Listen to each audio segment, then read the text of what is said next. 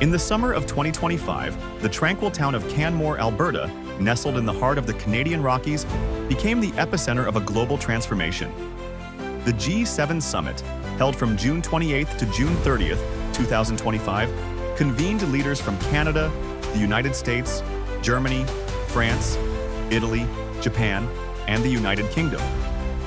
Far from a routine diplomatic gathering, this summit marked a historic turning point. Canada, long perceived as a steadfast ally to its southern neighbor, emerged as a resolute defender of its sovereignty, challenging economic coercion and redefining its role on the world stage. Under the steady leadership of Prime Minister Mark Carney, Canada transformed a trade conflict into a bold declaration of autonomy, igniting a global movement that could reshape international alliances for decades. The 2025 G7 summit unfolded against a backdrop of escalating tensions. The serene beauty of the Rockies contrasted sharply with the charged atmosphere of trade disputes that threatened to unravel decades of economic cooperation. The United States, led by President Donald Trump, arrived with a clear agenda: to enforce compliance through economic leverage. On March 1, 2025, Trump imposed 25% tariffs on Canadian steel and aluminum, escalating to 50% on consumer goods like kitchen appliances, automotive parts, and maple syrup by April 15th. "Tariffs are my weapon," Trump declared at a press conference in Washington, D.C., signaling his intent to pressure Canada into aligning with U.S. trade demands. The ultimatum was stark: comply or face economic devastation. Canada, which exports 75% of its goods, valued at 1.2 trillion Canadian dollars annually, to the U.S., faced unprecedented pressure. The Canadian economy, deeply integrated with its southern neighbor, risked severe disruption. Small businesses, from Ontario's auto parts manufacturers to British Columbia's lumber mills, braced for impact. Yet, Canada refused to yield. On March 14, 2025, Prime Minister Mark Carney, a former Bank of Canada and Bank of England governor known for his calm expertise, delivered a televised address that resonated globally. "Our future is ours to shape," he declared, framing the U.S. tariffs as an assault on Canada's autonomy. In a bold countermeasure, Canada imposed 25% retaliatory tariffs on 30 billion Canadian dollars, 20 billion, 800 million US dollars, of American imports, targeting furniture, agricultural products like soybeans and corn, and industrial materials from U.S. states critical to Trump's political base, such as Ohio and Pennsylvania. The economic repercussions were swift and far-reaching. In the United States, the American Iron and Steel Institute reported a 12% drop in steel output in the second quarter of 2025, as Canadian imports, which account for 15% of U.S. steel consumption, became cost-prohibitive. Prices for consumer goods like refrigerators and washing machines surged 4.3% in May 2025, the steepest monthly increase since August 2020, according to the U.S. Bureau of Labor Statistics. Supply chain disruptions compounded the issue, with ports like Seattle and Los Angeles experiencing 30% delays in cargo processing, per the U.S. Department of Transportation. American consumers felt the pinch, with grocery prices rising 3.8% due to reduced Canadian agricultural imports, per the USDA. In Canada, the impact was equally severe. Statistics.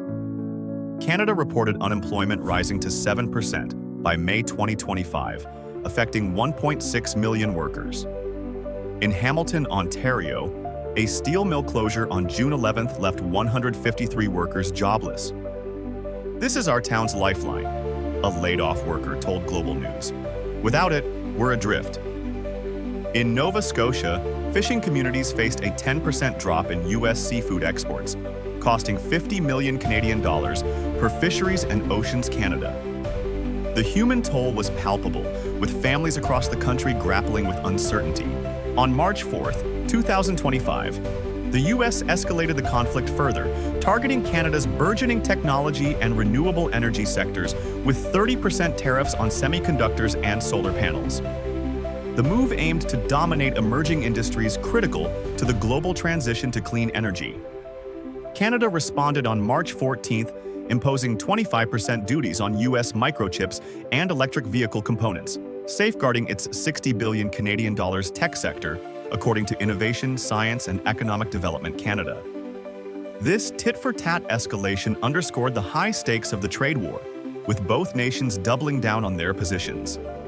Canada's stand in 2025 evokes historical trade disputes, notably the 1930s Smoot-Hawley Tariff Act, which deepened the Great Depression by stifling global trade. Unlike the indiscriminate protectionism of the 1930s, Canada's approach was strategic, blending retaliation with diversification. The 1988 Canada-US Free Trade Agreement debates also offer a parallel when Canadians grappled with economic integration versus sovereignty. However, 2025 marked a departure. The 1988 debates were about access to markets, historian Margaret McMillan noted in a CBC interview. Today, it's about identity and autonomy. Canada's restraint, avoiding broad tariffs that could harm allies like the EU, set it apart, earning praise from the World Trade Organization for its measured resolve. The 1970s oil crisis, when Canada faced U.S. pressure over energy exports, provides another lens. Then, Canada nationalized parts of its energy sector to assert control. In 2025, Carney's economic resilience strategy echoed this spirit, prioritizing national interests while fostering global partnerships. These historical touchstones highlight Canada's evolution from a reactive partner to a proactive leader, a shift that resonates with nations facing similar pressures today. Canada's response transcended mere retaliation. On April 20, 2025, Carney unveiled the $15 billion Canadian dollar economic resilience strategy, a visionary plan to reduce Canada's dependence on the U.S. market and fortify its economy against external pressures. The strategy allocated $5 billion Canadian dollars to forge new trade agreements with the European Union, Japan, India, Brazil, and Mexico, and $10 billion Canadian dollars to bolster domestic industries like clean technology, robotics, and advanced manufacturing. By the second quarter of 2025, Canada's exports to the EU had grown 8%, with Germany increasing its imports of Canadian wind turbine components by 20% per Eurostat. Trade with Japan surged 10%, driven by demand for Canadian rare earth minerals used in electronics, according to Japan's Ministry of Economy, Trade, and Industry. These efforts reduced Canada's reliance on U.S. trade to 70%, a significant shift from the 75% reported by Global Affairs Canada in 2024. Despite U.S. trade pressure, Canada responded with vision. On April 20, 2025, Prime Minister Mark Carney launched a $15 billion Canadian dollar economic resilience strategy to reduce reliance on the U.S. and strengthen domestic industries. $5 billion Canadian dollars supported new trade deals with the European Union, Japan, India, Brazil, and Mexico, while $10 billion Canadian dollars boosted sectors like clean energy and advanced manufacturing. In Vancouver, a new AI hub created 5,000 high-skilled jobs. In Calgary, Carbon Tech secured a $100 million Canadian dollar carbon capture deal with Mitsubishi. Canada also invested in people. Canadian dollars $1 billion retrained 50,000 workers, with 70% reemployed by June. At the G7 summit, Carney introduced the Global Trade Stability Accord, winning support from France, Japan, Germany, and the UK. The plan aimed to align trade with sustainability and digital security. The movement spread beyond policy. On March 20th, over 100,000 Canadians marched silently under the banner, Sovereignty Now. Solidarity protests erupted in the US, Europe, and Asia. By June, 6 million people in 2,200 cities had joined.